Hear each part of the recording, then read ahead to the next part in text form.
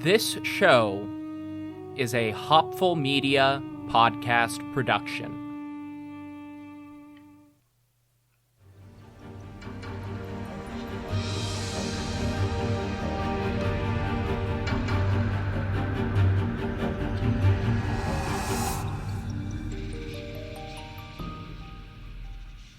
Hello everyone, welcome to the history of Persia.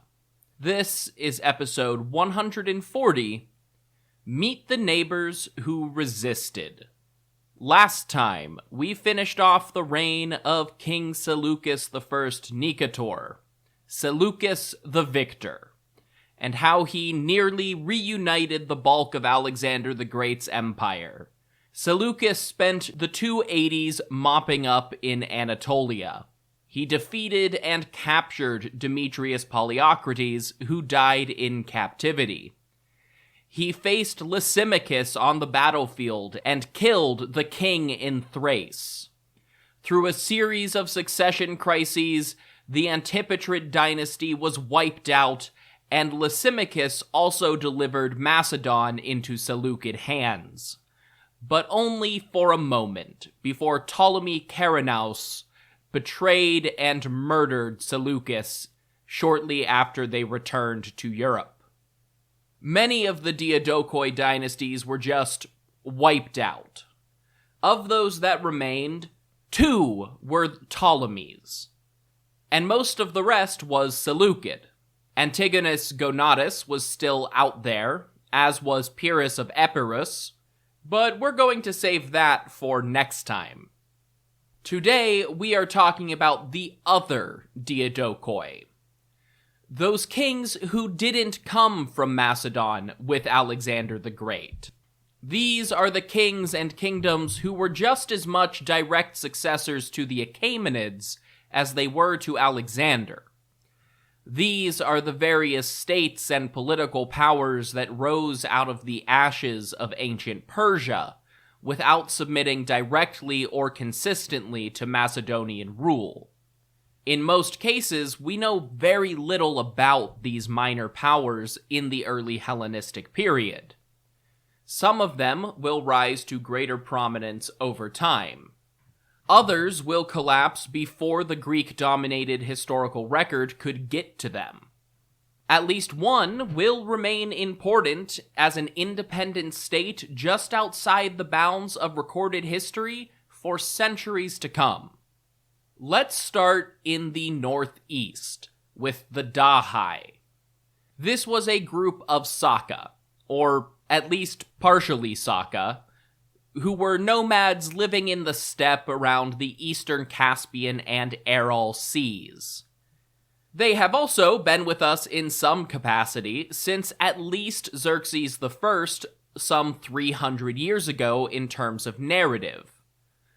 Historians have tried to link the Dahai Confederacy that emerged in the 5th and 4th centuries BCE to various other references from the Avesta, where the Daha are a distinct people separate from the Zoroastrian Arya, similar to the semi-mythical Turanians, or to Herodotus, where the Daoi are presented as one of the Persian tribes in Cyrus the Great's day. Attempts have been made to connect them with Chinese and Indian sources.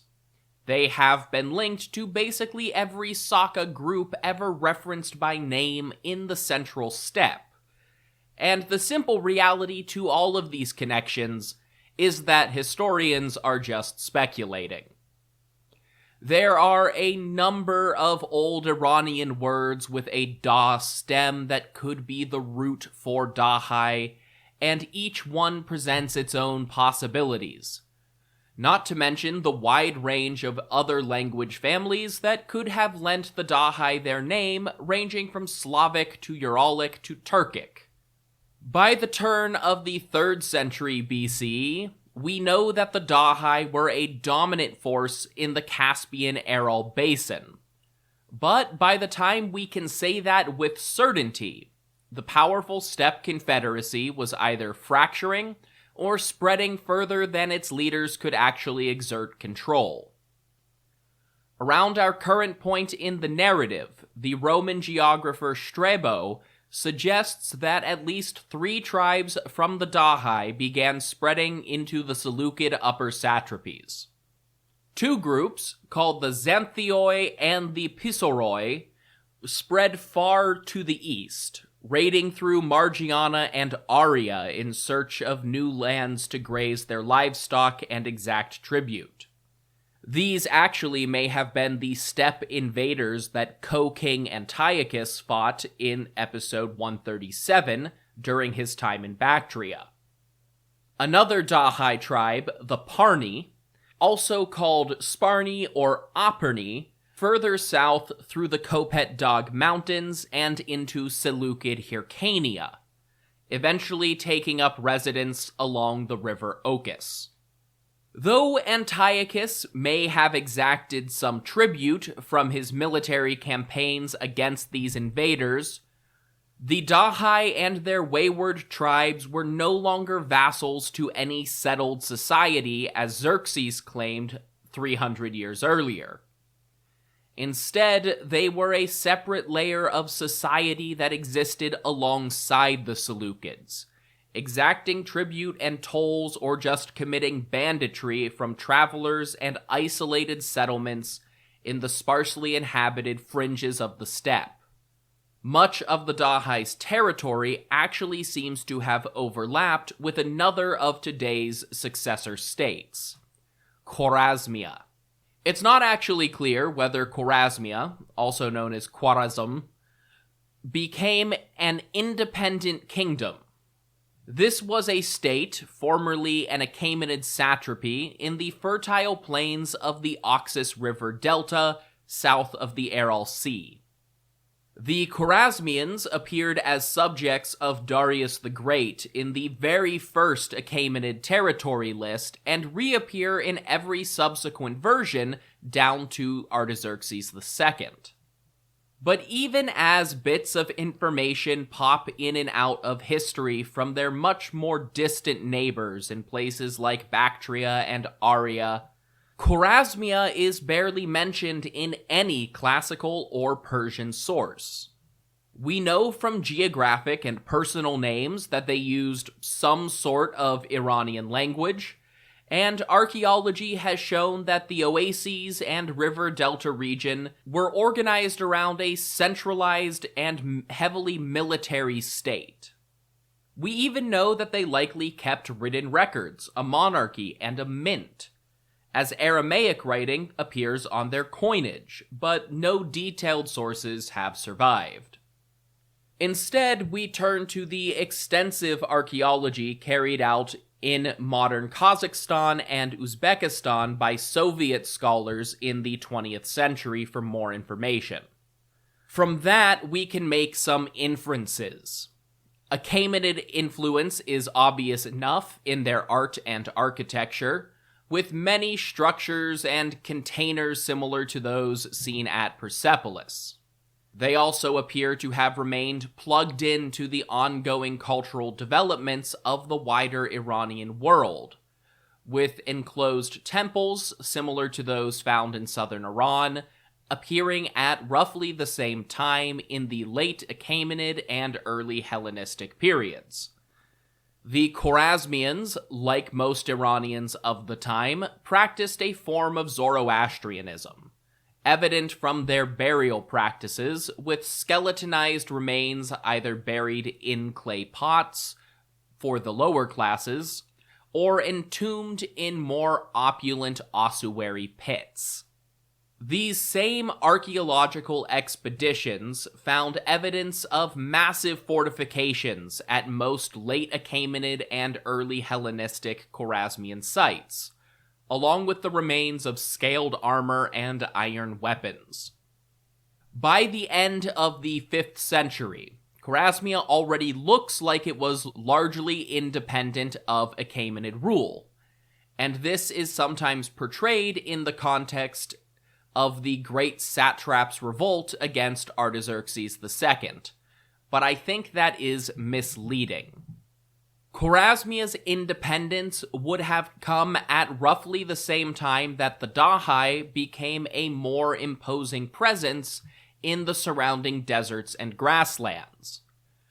For all intents and purposes, Chorasmia was an isolated agricultural center surrounded by nomadic herders and raiders, which likely contributed to its fully independent status and relatively unimportant role in later state politics. Simultaneously, it's a relatively wealthy position that allowed Chorasmia to become a local military power in order to fend off the Dahai and later nomadic threats. Crossing the Caspian Sea, we next run into Media Atropatene, more often called Media Atropatene. Previously, this was the satrapy of Media Minor, and more often than not, we'll just call it Atropatene. This is one of the Iranian successor states that we know the least about in this period, despite kind of being right in the center of the Seleucid Empire. After seizing control of Ecbatana, Alexander the Great made a compromise with Atropates, the last Achaemenid satrap of Media. He had supported Darius up to the very last minute, but he did surrender his lands to Macedon without a fight. So Alexander allowed Atropates to keep the northeastern fringe of his satrapy, roughly equivalent to modern Azerbaijan, both the independent country and the Iranian provinces of that name. This was an important border region and the site of several significant tribal revolts in the Achaemenid period, and a few Achaemenid palaces and forts were built there. So it wasn't like Atropates was starting a new satrapy from nothing in the mountains. Initially, he remained on very good terms with the Macedonians, and probably thought that he had a good position in the new order. During the mass wedding at Susa, one of Atropates' daughters married Perdiccas, and when Alexander died, Perdiccas' new position as regent was probably very comforting to the satrap of Media Minor. Then, Perdiccas went to war with all of the other Diadokoi at once and was assassinated in the process. Between the wars of Eumenes, Antigonus, and Seleucus, Atropates just withdrew from imperial politics and refused to swear allegiance to anyone. Instead, he just declared himself an independent king of Media, or as the Greek historians called it, Media Atropatene. Atropates Media. Over time, the association with Media was lost altogether, and Atropatene likely became the root word for the modern name of Azerbaijan. Atropates himself likely died sometime during the Wars of the Diadokoi, but we hear very little about his immediate successors or their activities. Atropatene was bordered to the west by two new kingdoms, Iberia in the north and Armenia in the south. We will loop back to Armenia later, so for now, let's cross into a region I've barely talked about on this podcast, the modern nation of Georgia. At this point, Georgia had two primary kingdoms or regions. Iberia, the inland region and most of the modern country, and the coastal territory of Colchis. Both regions at least paid tribute, sometime in the form of slaves, to the Achaemenids, and some Achaemenid-style forts were built throughout the southern Caucasus. But as a rule, we don't really know anything about what was happening in this area under Persian auspices. Xenophon and the 10,000 Greek mercenaries passed through southwestern Colchis briefly, but that's just about it. Conveniently for us, Georgia's semi-mythological history begins right around our current point in the narrative, with a suspiciously Iranian-sounding king named Pharnavaz I of Iberia. I won't belabor the story here. If you want more of those details, go listen to my friend Roberto explain them in great detail on the History of Saqartvelo-Georgia podcast, link down below.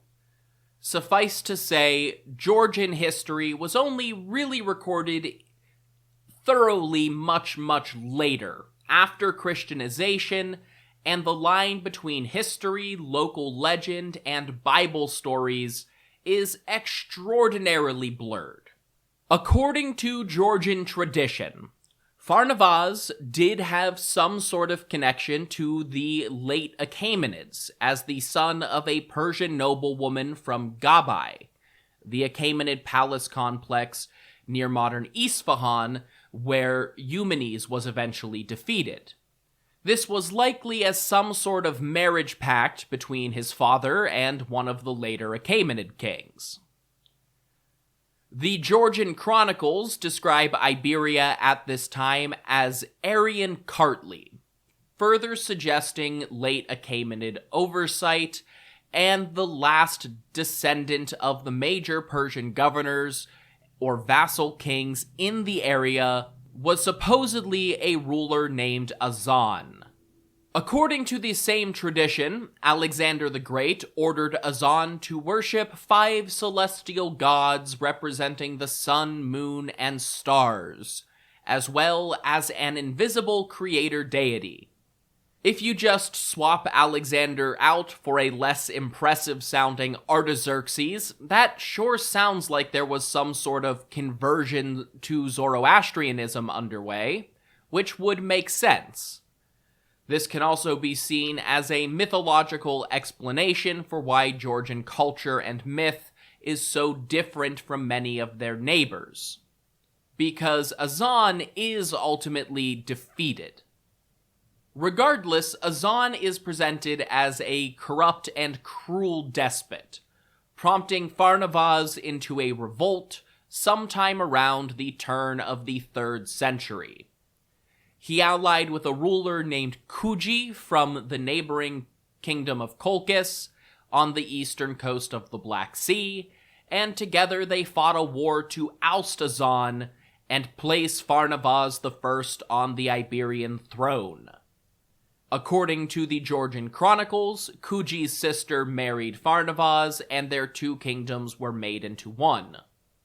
Pharnavaz went on to make a number of alliances in order to secure his independence and institute a centralized system that looks very similar to the Achaemenid imperial system of government on a more localized level. There were district military governors appointed by the king, similar to Persian satrapies. He then sent an emissary to King Antiochus with gifts. This wasn't submission as a Seleucid vassal, in part because Iberia was much too far away from Seleucid borders for that to make sense, but it was a request for recognition. Antiochus, then acting as his father's co-king, recognized Pharnavaz as an independent monarch, effectively ceding any old Achaemenid claim to the region. We know much less about coastal Colchis in this period. At least some of that region supposedly submitted to Pharnavaz and joined Iberia. But for the most part, the central eastern coast of the Black Sea was still a network of nomadic fortress peoples and city-states with very little documentation. Over the coming decades, Pharnavaz and his successors united most of the region with Iberia, but it does not appear to have been as immediate as later chronicles suggest. We are actually going to move north next, to a region we haven't touched on in almost 90 episodes. I think the last time that I mentioned the Cimmerian Bosporus and the Bosporan Kingdom was all the way back in episode 55. Which makes sense, since that's the last time it was at all relevant to our story. For those that don't remember a minor detail in episodes from 4 years ago, let's review. The Cimmerian Bosporus was the ancient name for the Kerch Strait between Russia and the Crimean Peninsula. In antiquity, some very enterprising Greeks settled along the coasts of the Black Sea, and many of those early foundations had ties to the Ionian city of Miletus in southwestern Anatolia. At least by proxy of Miletus, they came under Achaemenid influence early on, and there is archaeological evidence to suggest some of these cities in the Cimmerian Bosporus were actually involved in the Ionian revolt against Darius the Great. After Xerxes was defeated in Greece, a new king named Archianax seized control of all of the Greek cities along the strait.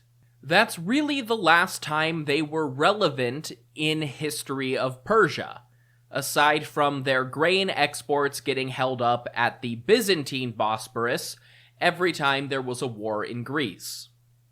Though it was composed of Greek cities, the Bosporan kingdom was flanked by Thrace to the west and Scythian nomads to the north and east. A Thracian general, probably a mercenary, overthrew the Archianactid dynasty and installed himself as the Bosporan king in 438 BCE. His name was Spartacus. No, not that Spartacus. Spartacus's descendants set about the important business of expanding their kingdom, initially conquering the other Greek cities in the area, spreading out along the peninsulas on either side of the strait. By conquering along the coasts, they were able to exert control inland without much trouble in both peninsulae. The Spartacid kings also developed a novel system of government, jointly ruling with their sons or brothers as co-kings without much issue for decades, and even becoming strong enough to force several local Scythian groups into submission. In 309 BC, the succession fell to 3 brothers, who disagreed about their responsibilities. This promptly led to a Bosporan civil war, with one of the younger brothers named Eumelos winning sole power. Eumelos launched his kingdom into the ranks of the Diadokoi, sending ambassadors out to form treaties with the Ptolemies and Seleucids, and entering into an economic battle with Lysimachus that led the king in Thrace to cut off Bosporan trade at the Hellespont. After Lysimachus and Eumelos were both dead, the Bosporan king Spartacus III and Antiochus I worked out a new deal to allow Bosporan grain to reach Greece once again. Southwest of the Cimmerian Bosporus was Odrysian Thrace. The Odrysian dynasty, like the Bosporan kingdom, emerged when the Achaemenids fled from Europe in the 470s. From relatively simple origins as a tribal confederacy to a full-fledged kingdom following the Achaemenid model, they have been in and out of our story for a while. They were involved in most of the same Greek wars as Persia for over a century, and the Odrysians were briefly conquered by Philip and Alexander in Macedon's wars of expansion. Right around the time of Alexander's death, the young Odrysian king Seuthes III rebelled and retook independence. He fought against Lysimachus's kingdom in southwestern Thrace for over 40 years. Neither side was ever really able to best the other, But Seuthes III took great steps to integrate his kingdom into the new Hellenistic order of things, arranging marriage pacts with the Macedonian nobles like his wife Berenike, and founding a capital city named after himself, Suthopolis, in the style of the other Diadokoi. Despite his relative military success, Seuthes III's kingdom was constantly on the brink of hard times. They were never able to seize coastal territory from Lysimachus or the Spartakids, meaning that they were largely limited to the northeastern inland part of Thrace, and were constantly harassed by the neighboring Scythians just as much as the Macedonians were. They had neither the mines to mint their own silver and gold coinage, nor the export wealth to import precious metal, so their economic reach was quite limited. Sometime around the current point in our narrative, 280 BC, Seuthes III fell ill, and his wife, Queen Berenike, took control of the Odrysian kingdom, just in time for the ruler of a major Odrysian fort city called Kabule to rebel and declare himself king. The same inscription that tells us that Berenike took power also names 4 of Seuthes' sons, suggesting that they were all underage or otherwise incapable of ruling. If you don't have a single viable heir after 43 years on the throne, something has gone terribly wrong.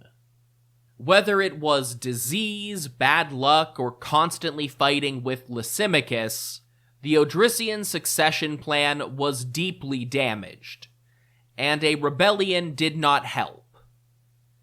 It's not at all clear what happened next, and whether another Odrysian king even managed to take over is up for debate. Soon after Seuthes III died, his city, Suthopolis, fell to an invasion, likely the Celtic Gauls, but that's getting ahead of ourselves. Suffice to say, Odrysian Thrace collapsed not long after their Lysimachid rival. Various rump states or distantly related successors popped up over the centuries, but the kingdom was gone for all intents and purposes.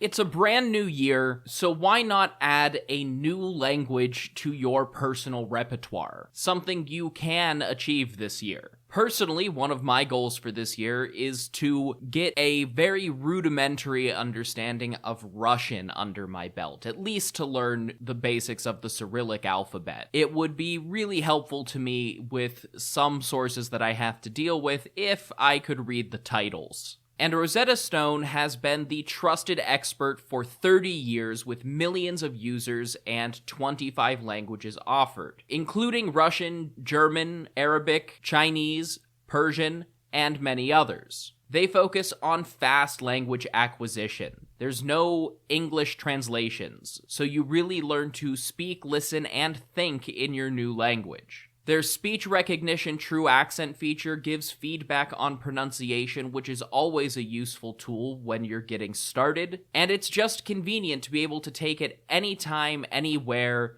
with a mobile app or on your desktop. This is an amazing value with a lifetime membership to all 25 languages for 50% off. Start the new year off with a resolution you can reach. Today, History of Persia listeners can take advantage of Rosetta Stone's lifetime membership for 50% off. Visit rosettastone.com/today. That's 50% off unlimited access to 25 language courses for the rest of your life. Redeem your 50% off at rosettastone.com/today today.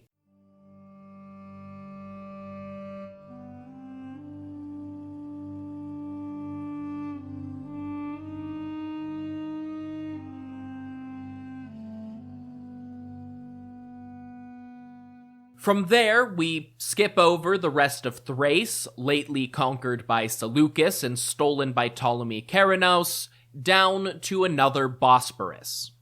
This Bosporus, which I'll call the Byzantine Bosporus, runs between Byzantium in Europe and Chalcedon in Asia. In other words, the western and eastern halves of modern Istanbul. Many of the Greek cities around the Black Sea, including Byzantium, were effectively independent at this time. But the Chalcedon side of the Byzantine Bosporus was actually home to another tiny kingdom. And oddly enough, it's our third Thracian dynasty of the episode.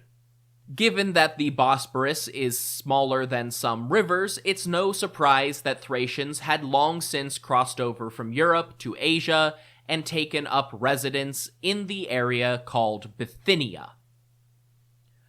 During Alexander the Great's invasion, this was part of that northern stretch of Anatolia that was largely neglected by the great conqueror and his more famous generals. Instead, the Greek general Cullus was defeated in Bithynia by a Thracian governor for the Achaemenids named Bos. Bos managed to fend off the Macedonians from a small territory around the southwestern Sea of Marmara and the Chalcedon side of the Bosporus for years, as the Macedonians conquered most of the surrounding area. Bos died a few years before Alexander, but his son, Zepoites, succeeded him and declared Bithynia an independent kingdom. Zepoites successfully fended off attacks by the Diadokoi for the rest of his life, in part because Bithynia was just never a big enough issue for any of them to prioritize it. Zepoites did struggle to expand his territory, initially failing to conquer a few Greek cities due to Antigonid intervention, but after the Antigonids were defeated at Ipsus, he was more successful and destroyed the city of Astacus. Like many of the would-be successors of Alexander, Zepoites too founded a city, Zepoitia, in his own honor. He actually died a few years after Seleucus Nicator, but his son, Nicomedes, founded the city of Nicomedia on the ruins of Astacus. If a city called Nicomedia sounds familiar to you, especially in the context of early Christianity, this is that city. Nicomedes I of Bithynia will stick around in our story for another 20 years.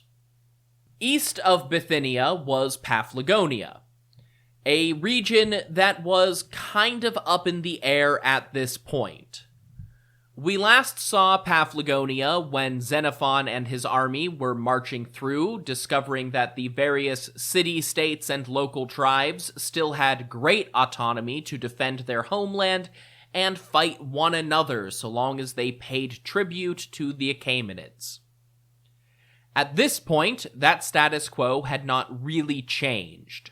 Nominally, the Paphlagonians submitted to Alexander, but since they were kinda stuck between a bunch of newly independent small kingdoms, they had fallen out of control from the Diadokoi as well. Without their own independent kingdom, the Paphlagonians and the Greek cities on their coasts were vulnerable to predation from their new neighbors, although some, like the Greek city of Sinope, held out as independent entities for most of the 3rd century. The disorganization of Paphlagonia and Bithynia was actually a major benefit to one young man and distant relative of the Achaemenid family called Mithridates III of Chios. We've been encountering Mithridateses in the Greek city of Chios for a while. This was located in northwestern Bithynia, actually pretty close to the future site of Nicomedia.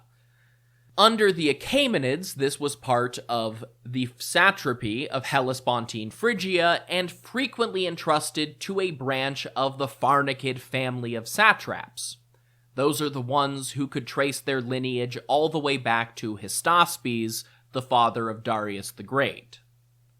Mithridates II of Chios first appeared in our narrative all the way back during the Great Satrap's Revolt, when he helped recapture his own father, Ariobarzanes, and retake Hellespontine Phrygia for the king. Mithridates II was actually still around and well into his mid-80s by the time that Antigonus Monophthalmos was trying to consolidate power in Anatolia. When Antigonid forces conquered Chios, Mithridates II was executed, and his son, also called Mithridates, fled into Paphlagonia. Mithridates III made his escape in part because he was actually good friends with Demetrius Poliocrates, who warned his buddy in advance. The younger Mithridates and his entourage held up in a fortress called Chimiata, and began gathering mercenaries and local supporters to help fend off the Diadochoi. Ultimately, Mithridates III of Chios would never return to his ancestral city. But as northern Anatolia was increasingly a no-man's land in the wars of Alexander's successors, new opportunities presented themselves. Mithridates seized the city of Amasya in northern Cappadocia as his new base of operations. If you remember back to the Great Satrap's Revolt, following the defeat of Datames, Cappadocia was split in two. Historians continue to call the south Cappadocia, but the north is known as Pontus, the Greek name for the Black Sea. Hypothetically, this region was ruled by Lysimachus after the Battle of Ipsus, but actual Lysimachid control was sparse, and when Lysimachus died, Mithridates declared himself king of Pontus. He was no longer the third of Chios, he was now Mithridates I, and his descendants would form one of the most important kingdoms of the Hellenistic era. Mithridates himself died shortly after fending off a half-hearted attack from Seleucus, but his son, Ariobarzanes, continued expanding, seizing the port city of Amastris a few years later, giving the kingdom of Pontus its first major port. Next we go south to Cappadocia, which followed an odd trajectory in the early Hellenistic period. Following the Great Satrap's Revolt, southern Cappadocia was given to Ariamnes as a reward for remaining loyal despite his father Datames, sparking the uprising. Diodorus Siculus offers a largely fictitious genealogy of later Cappadocian kings that is rightfully dismissed by most historians. But a discrepancy in that list helps explain Ariamnes' place in history. Ariamnes, the son of Datames, reigned for 50 years, 362 to 312 according to Diodorus. But Diodorus lists Ariathres as the next Cappadocian ruler and a son of Ariamnes. Except we know that Ariathres was A, the satrap of Achaemenid Pontus, and B, in charge already by the time Alexander invaded in 334. There is actually a very simple explanation here. This is one of several points in the Cappadocian kings list where Diodorus just mashes family trees together. See, Ariamnes probably did rule southern Cappadocia for about 50 years, surviving long enough to see central authority in the region collapse following Alexander the Great's death. Meanwhile, his northern counterpart was Ariathres I. Ariathres loyally served Darius III against Alexander all the way up to the decisive battle at Gaugamela. Then he went home and continued to fight against Macedonian rule, whether it came from Alexander or Eumenes. Ariathres carved out a kingdom of his own in the middle of Old Cappadocia, not reaching coastal Pontus, but slowly consolidating control in the south. He and his son, another Ariathres, were briefly chased out by Eumenes when he was in charge of Anatolia, but Ariathres II returned and retook his kingdom when Eumenes died.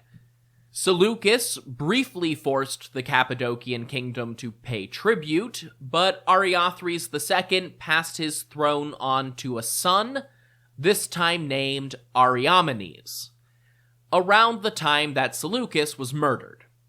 Nominally, Cappadocia remained a Seleucid vassal for a few more years, but by the end of Ariamenes' life, it was recognized as an independent kingdom.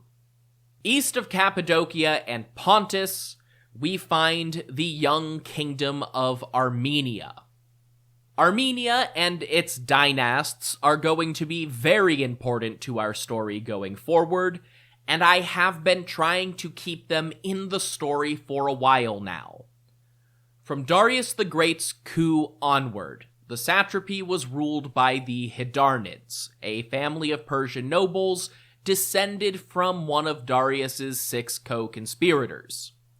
After a rebellion against Darius II, the Hydarnids were replaced by their own distant cousins from Bactria, a branch of the family we call Orontids, after the satrap installed by Darius II named Orontes.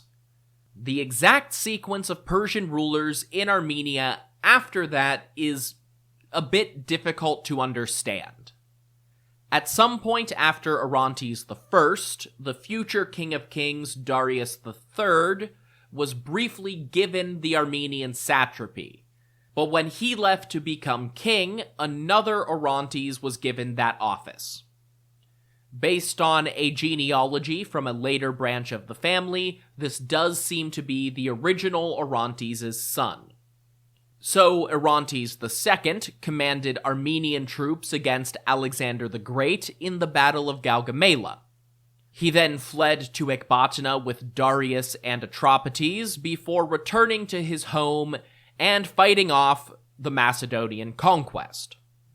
Altogether, too much academic ink has been spilled over the last 1,500 years to try and explain what came next. Different ancient sources provide different Macedonian appointees as satrap of Armenia, even over the course of Alexander's campaigns, and nothing is made easier to understand by the involvements of several Iranians who all have Mithra as part of their name.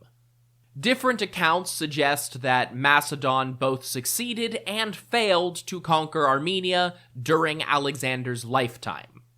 Personally, I think the solution here is kind of obvious. They did not conquer all of Armenia for any extended period of time, and the Orontid family continued to fight against the Macedonian occupation.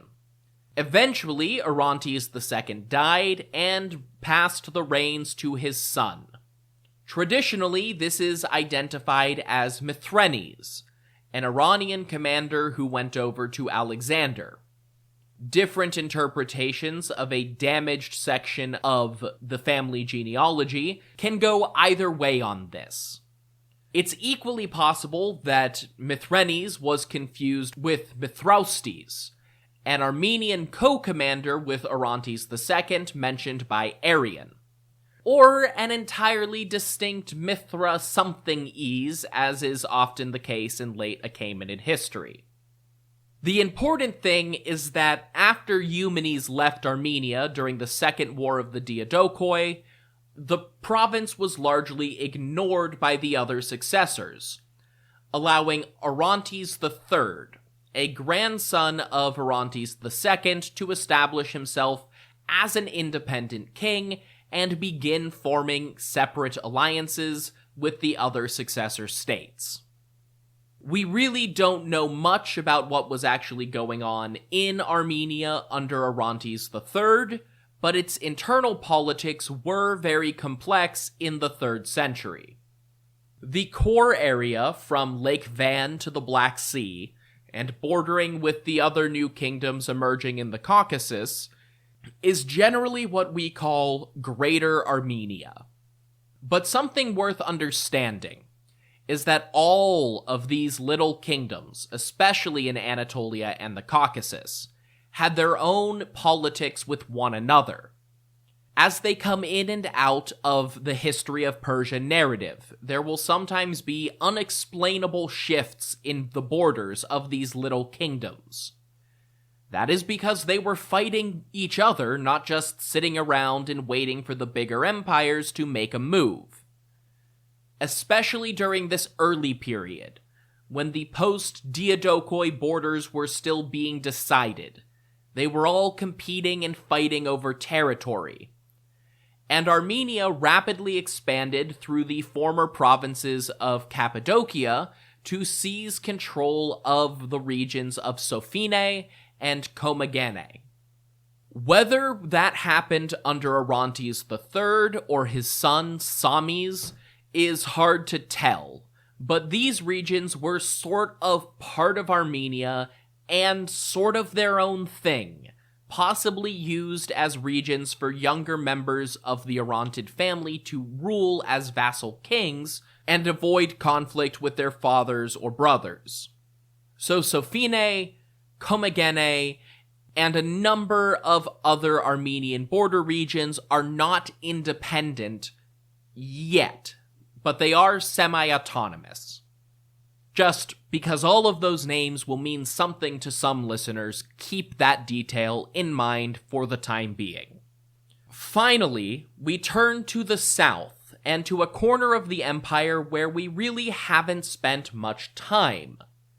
Arabia.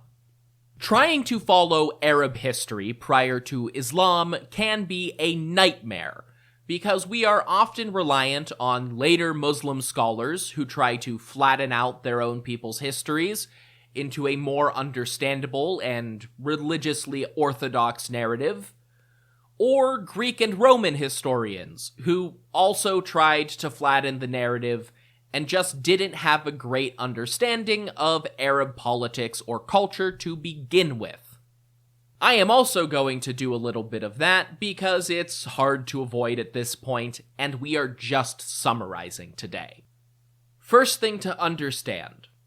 At this point in history, Arab does not always mean Arabic speaking. It broadly refers to all of the semi-nomadic and Bedouin peoples of the southwestern Seleucid Empire, regardless of language, and included large swaths of modern Syria, Iraq, and Jordan in addition to the Arabian Peninsula. Many of these people were Arabic speakers, but it occasionally also includes Aramaeans and other languages that have died out over time. Arabs first start appearing in the historical records of the rest of West Asia during the Neo-Assyrian Empire, but they have generally been at the periphery up to this point. Occasionally, somebody in the Achaemenid Empire would employ Arabs in an army or a revolt, but they haven't been a major political actor in their own right. That is about to change in a big way. We don't even really have documentation for the exact process that caused it, but during the late Achaemenid and early Hellenistic periods, Arabs, both Aramaic and Arabic speakers, spread deeper through inner Syria and Mesopotamia than they ever had before, becoming an increasingly important part of the Seleucid cultural landscape. At the edges of the empire, two main groups of independent Arabs formed powerful political and military forces of their own. The Kedarites had long been the most powerful Arab force on the imperial fringe, controlling most of the deserts between Mesopotamia, Syria, the Levant, and Egypt. They were often vassals of the Achaemenids, and during the early Hellenistic period, their loyalties fluctuated between the Ptolemies and Seleucids as it suited them. More often than not, when we see Kedarites going forward, it will be as allies to one of the Hellenistic powers. The other Arab group to keep your eye on at this point is the Nabataeans. These were Arabic speakers who emerged as a powerful tribal confederation in northeast Arabia and modern Jordan in the late Achaemenid period. At this point, they were governed by a council of elders and exploited the power vacuums caused by the wars of the Diadochoi to cut a swath through what used to be Western Kedarite territory. They may even have started out as part of the Kedarite Confederation, but by the Third War of the Diadochoi, the Nabataeans and Kedarites were on opposite sides of the Antigonid kingdom. The Nabataeans started raiding Diadochoi trade routes, attacking Antigonid merchants moving through Syria and Judea, and raiding Ptolemaic ships in the Red Sea. Antigonus Monophthalmos actually had to delay his war against Seleucus to fight the Nabataeans for control of the Dead Sea and Idumea, the southern desert of modern Israel known today as the Negev. Nabataean interference with Antigonid trade was probably a decisive factor in allowing Seleucus to remain in control of Babylon, and eventually become the dominant force in West Asia. As with so many of our minor kingdoms today, the collapse of Antigonid power after the Battle of Ipsus, and the increasing focus of the remaining Diadochoi on European affairs both created an opening and an opportunity to get with the new program. At some point in the early 3rd century BC, the Nabataeans shifted away from their ruling council to a more centralized monarchy. They were also able to push further north along the Jordan River, exploiting the border dispute between Seleucus and Ptolemy to secure more territory of their own, as far north as Bosra in southern Syria. Bosra is home to the oldest known inscription referencing a Nabataean king, and although his name is lost on the inscription, later records identify kings named Rabel and Malichus in this period.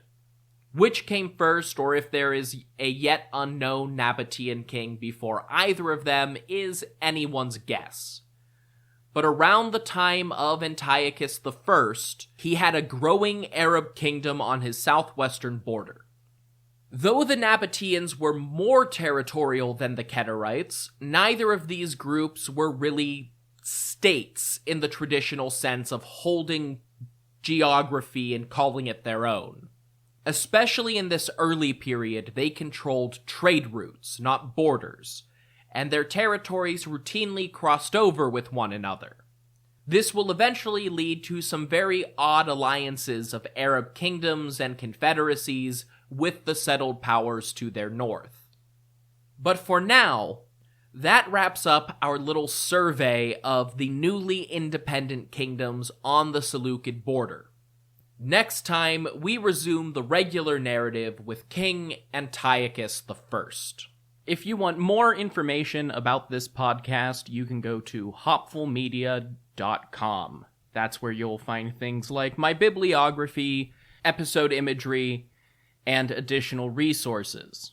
If you want to hear more of my voice, you can listen to America Secret Wars, where I tell my friends and guests the story of forgotten and overlooked conflicts in American history. And if you want to support my projects, you can go to hopfulmedia.com.co to donate, buy merch, or subscribe to get access to ad-free listening and bonus content. If you don't want to spend money on me, that's absolutely fine. The best ways to support a project like this are to share on social media or leave reviews on your podcast app of choice. So review on Apple, rate on Spotify, and you can find me on Blue Sky at History of Persia and on Instagram at History of Persia Podcast. Until next time, thank you all so much for listening to The History of Persia.